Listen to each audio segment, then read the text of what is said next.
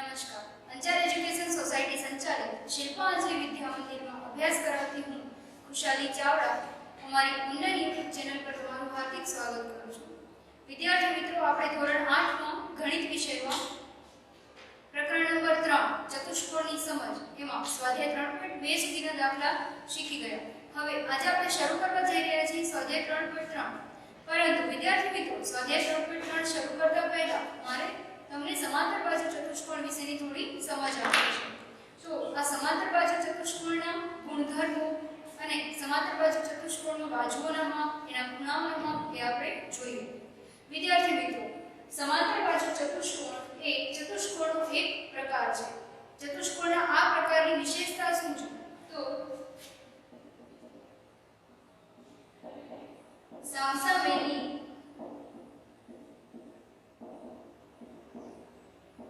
બાજુઓના માપ સમાન હોય. આ છે એની સૌથી પહેલી વિશેષતા કે એમાં સામસામેની જે બાજુઓ હોય એના માપ કેવા હશે? તો એકદમ સરખા હશે. એનો અર્થ શું? તો સામસામેની બાજુ હોય એટલે કઈ? તો બાજુ AD અને એની સામેની બાજુ થશે બાજુ BC અને બાજુ AB એની સામેની બાજુ થશે બાજુ DC અથવા તો CD. તો આપણે આ રીતે લખીએ કે AB બરાબર DC અને AD બરાબર BC. આ બંને બાજુના માપ કેવા હશે? સરખા હશે. બરોબર? અને આપણે એ પણ કહી શકીએ કે AB સમાંતર BC અને એ બંને સમાંતર છે. તો વિદ્યાર્થી મિત્રો, સમાંતરની નિશાની કઈ રીતે કરવી? જો તમને આ રીતે લખેલું હોય કે રેખાખંડ AB સમાંતર રેખાખંડ BC, એટલે આ બંને જે રેખાઓ છે, બરોબર, બંને જે રેખાખંડો છે એમાં શું હશે કે બે વચ્ચેનું અંતર દરેક જગ્યાએ કેવું હશે?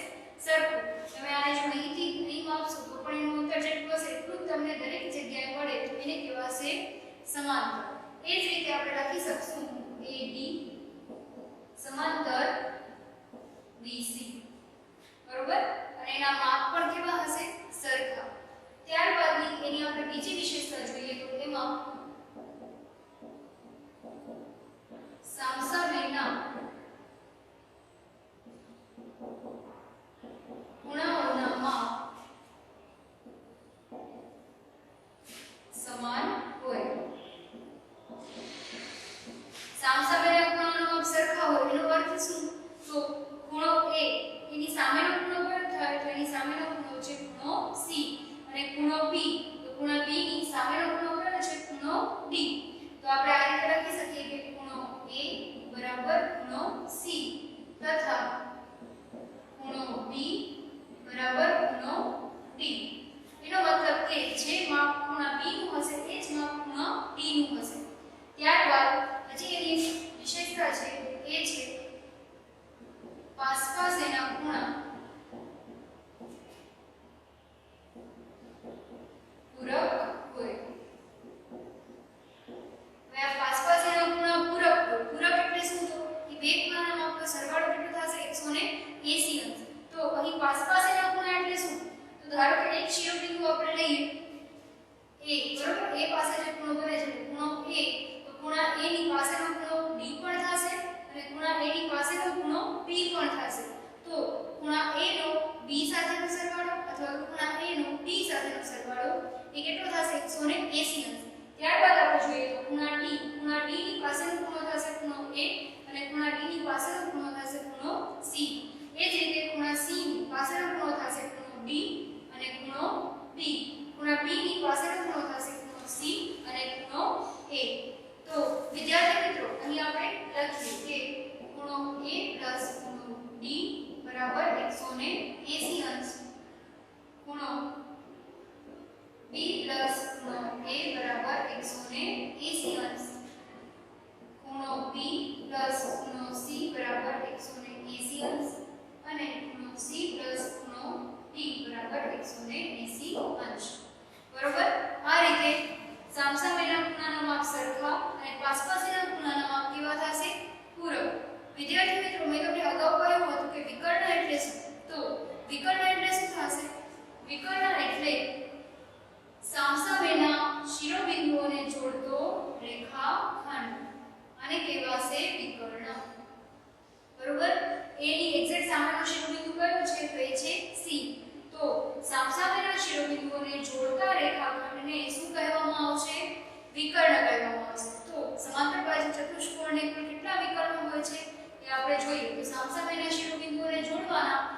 એક વિકર્ણ થયું અને b અને d ને આપણે જોડી નાખીએ તો થશે આ બીજો વિકર્ણ, બરોબર.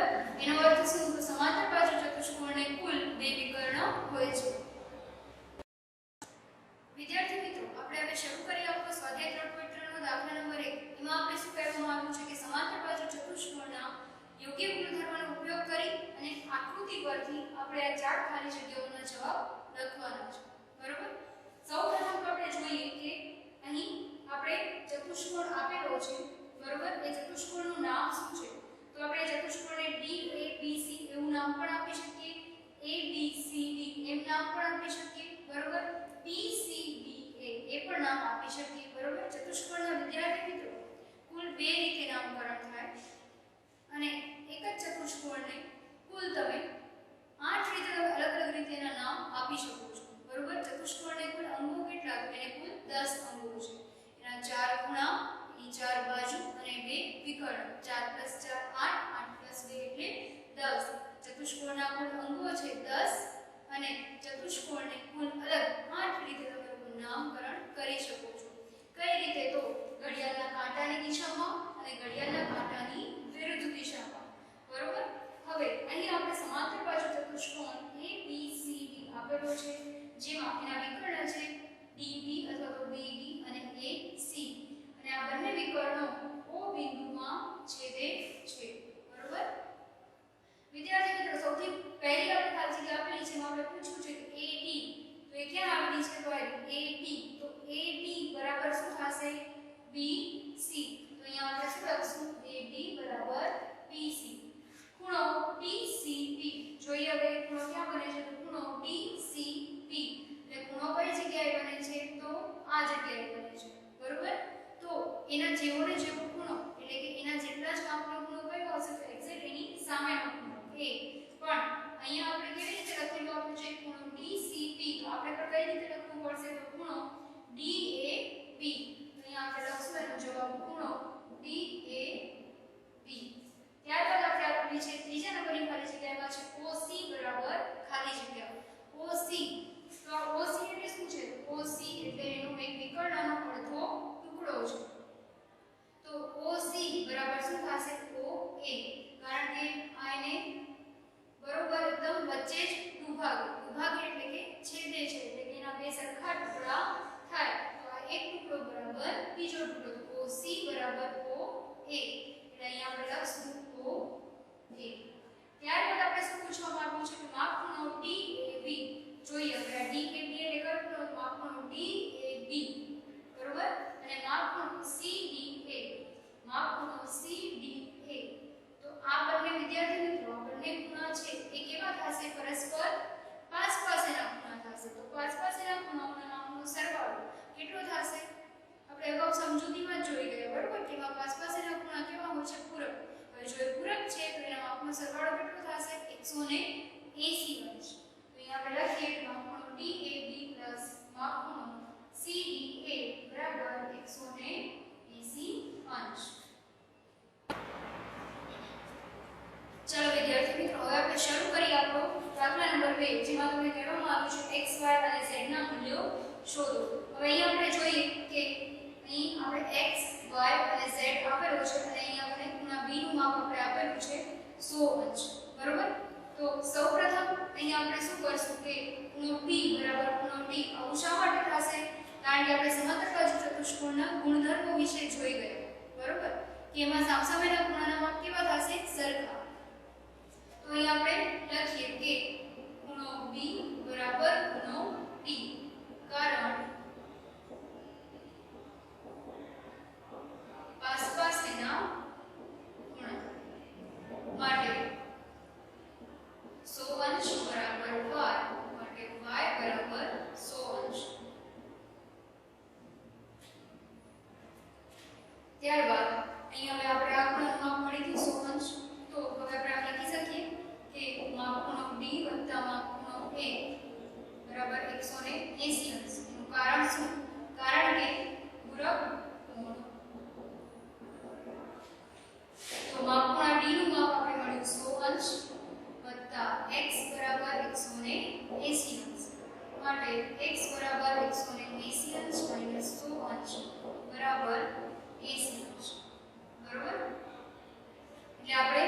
કેટલું મળી ગયું એનું માપ?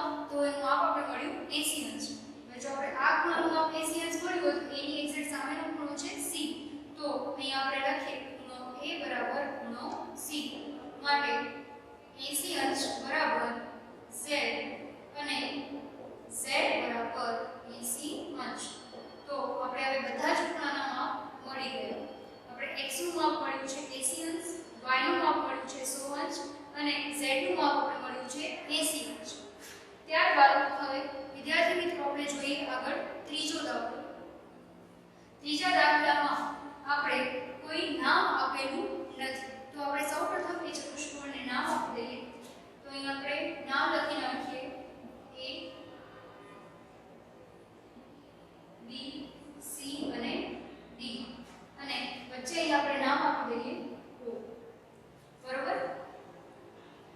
તો વિદ્યાર્થી મિત્રો હવે અહીં આપણે શું કરીશું? સૌપ્રથમ તો તમને અહીંયા આગળ જુઓ આ રીતની નિશાની આપેલી છે. બરોબર? તો આ નિશાનીનો અર્થ શું થાય કે આ ખૂણો કેટલા અંશનો હશે?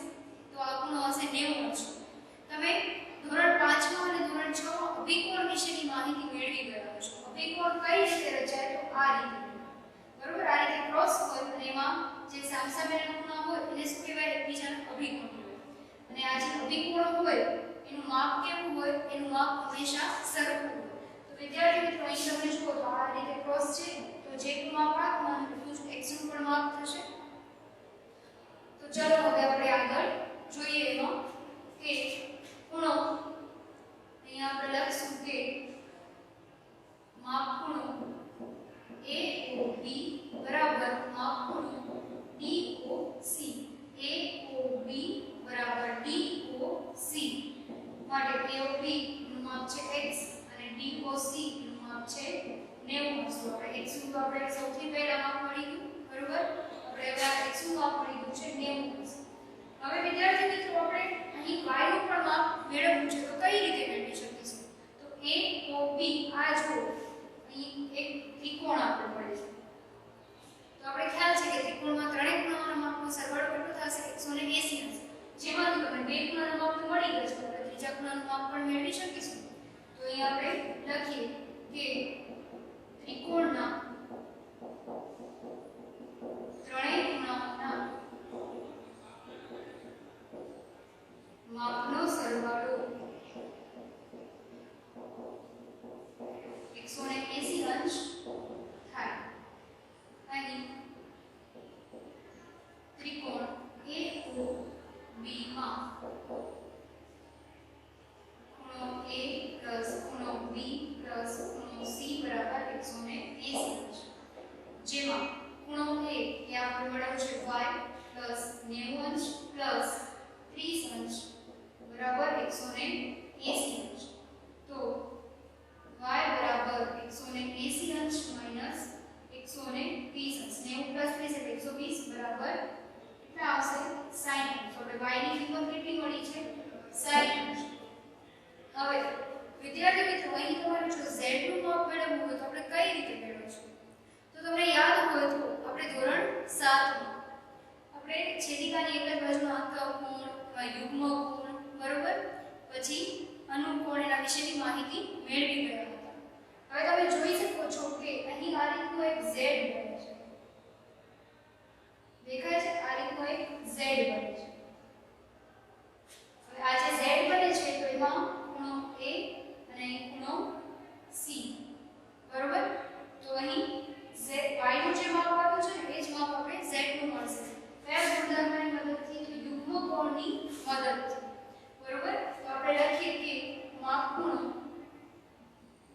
PAO બરાબર માપ ખૂણો OCD અથવા તો DOC. કારણમાં આપણે લખીએ યુગ્મ કોણ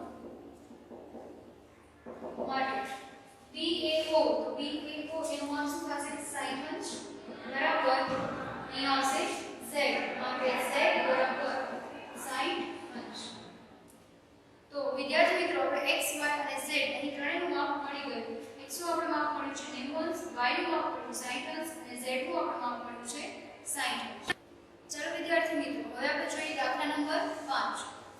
વિદ્યાર્થી મિત્રો આપણે દાખલા નંબર 2 માં કુલ 5 આકૃતિઓ આપેલી છે, જેમાંની 2 આકૃતિઓમાં મેં તમને શીખવાડ્યું, બાકીના પણ એ જ રીતના દાખલા છે તે આપણે જાતે ગણવાના રહેશે.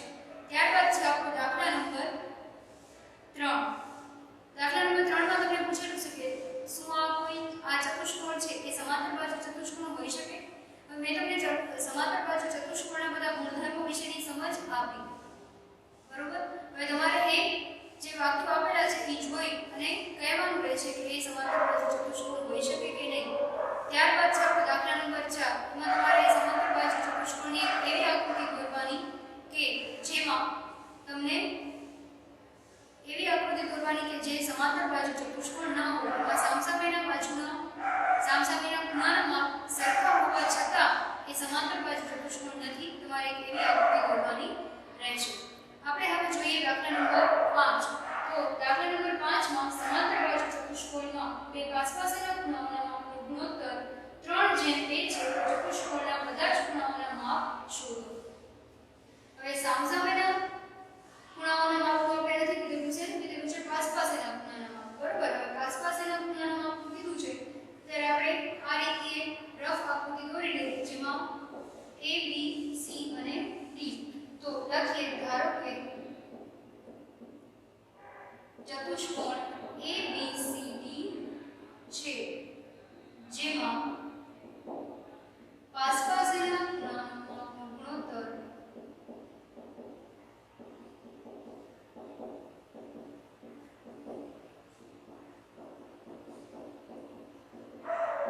3:2 છે,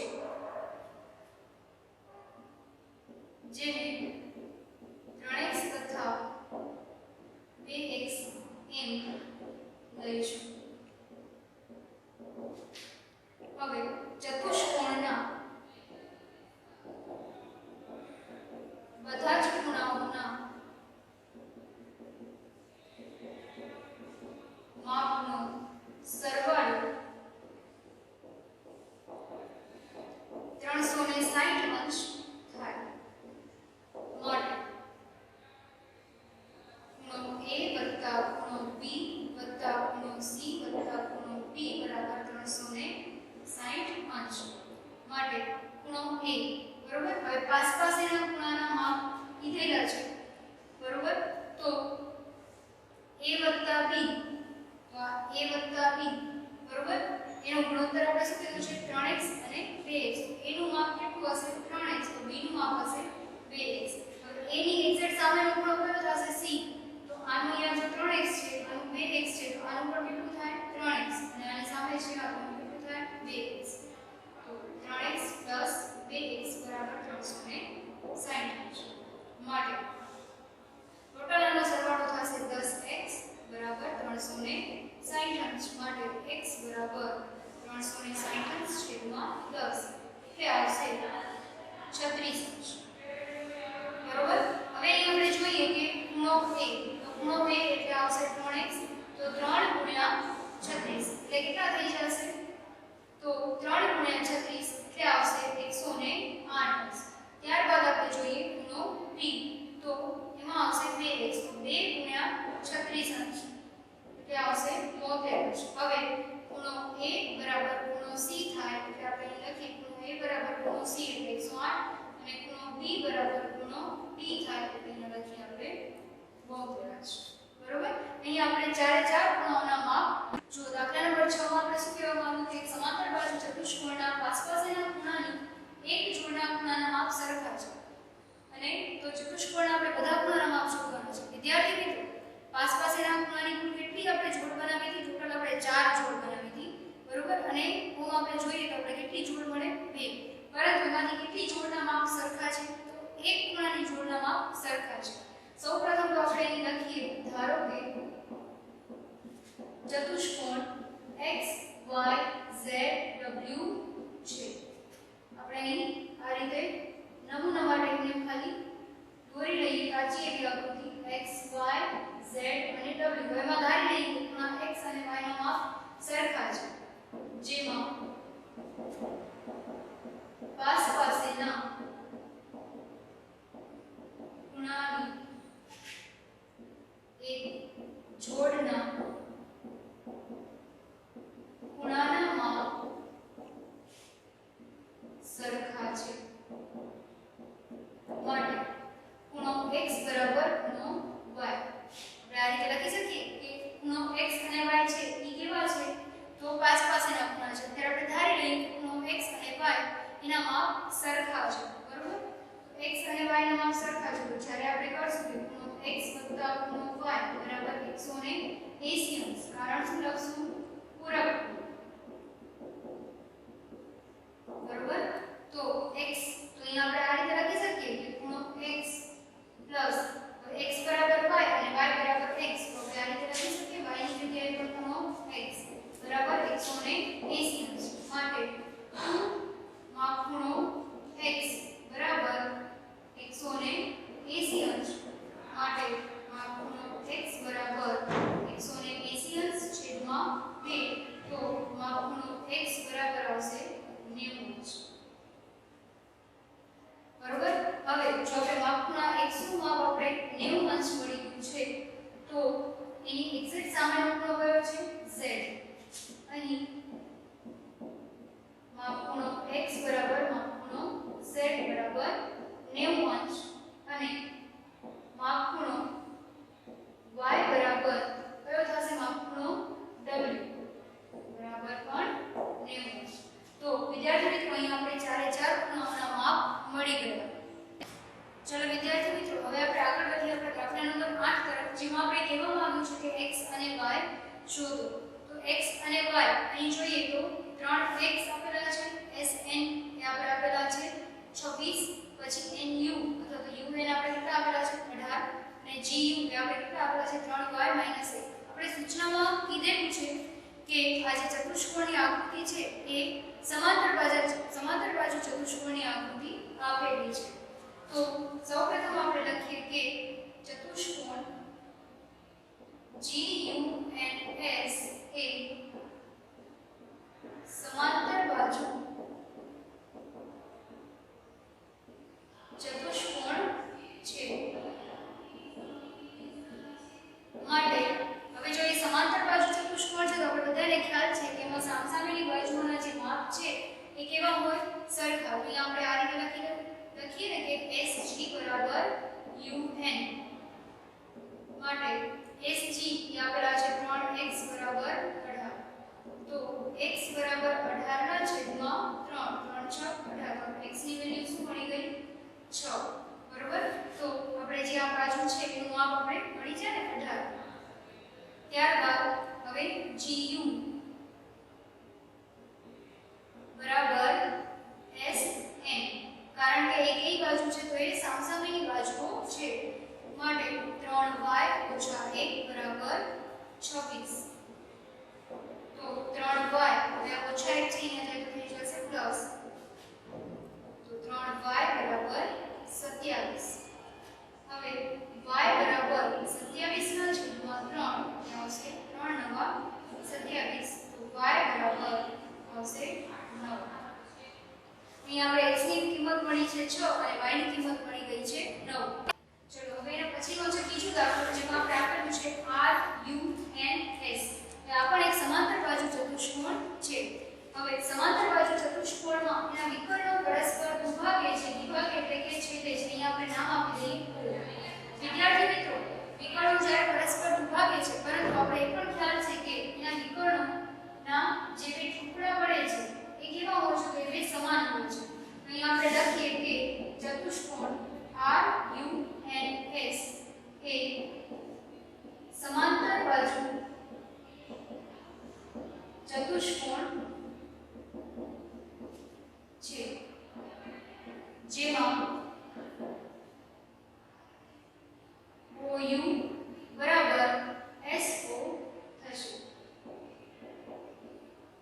માટે OU એટલે આવશે x 7 બરાબર 20 માટે x બરાબર 20 - 7 તો x બરાબર 13 આપણે x ની વેલ્યુ મળી ગઈ તો આપણે એનો જે બીજો વિકર્ણ છે જેમાં x y એક ટુકડાનું નામ આપેલું છે x y બીજાનું પણ માપ આપેલું છે 16 બરોબર તો બંને માપ કેવા હોય સરખા જ હોય તો અહીંયા આપણે લખીએ કે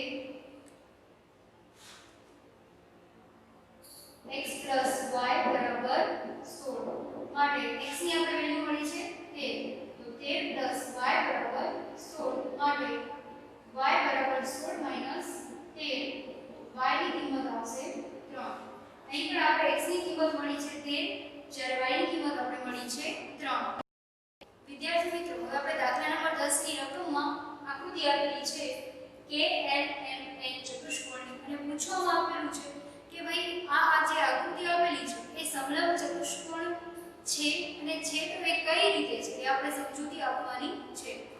હવે અહીં આપણે જોઈ શકીએ કે અહીં તમને ખૂણા M નું માપ 100 અંશ આપેલું છે અને ખૂણા L નું માપ 80 અંશ આપેલું છે.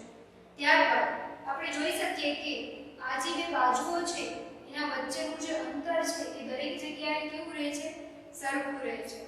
તો અહીં આપણે લખીએ કે આપેલ ચતુષ્કોણમાં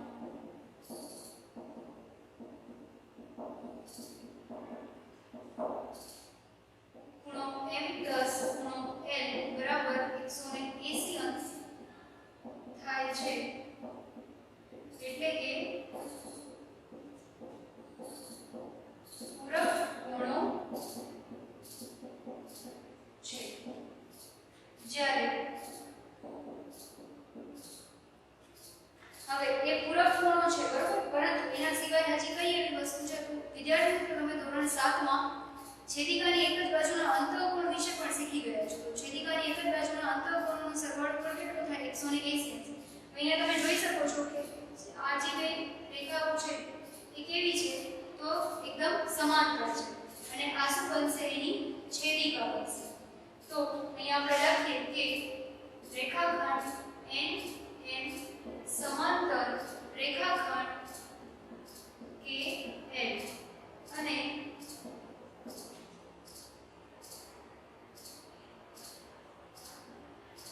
MN એ તેની છેદિકા છે. જ્યારે ખૂણો M અને ખૂણો L એ છેદિકાથી બનતા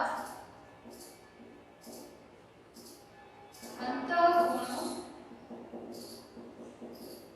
છે બરોબર.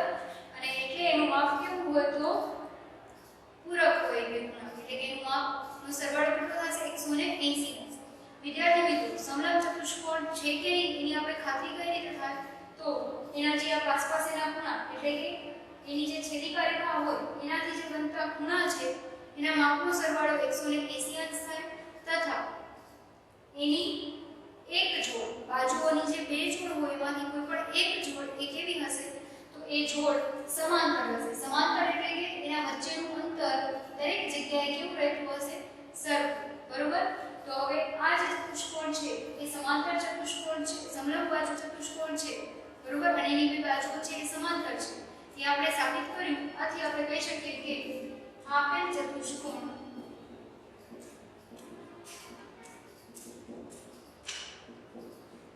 સમલંબ ચતુષ્કોણ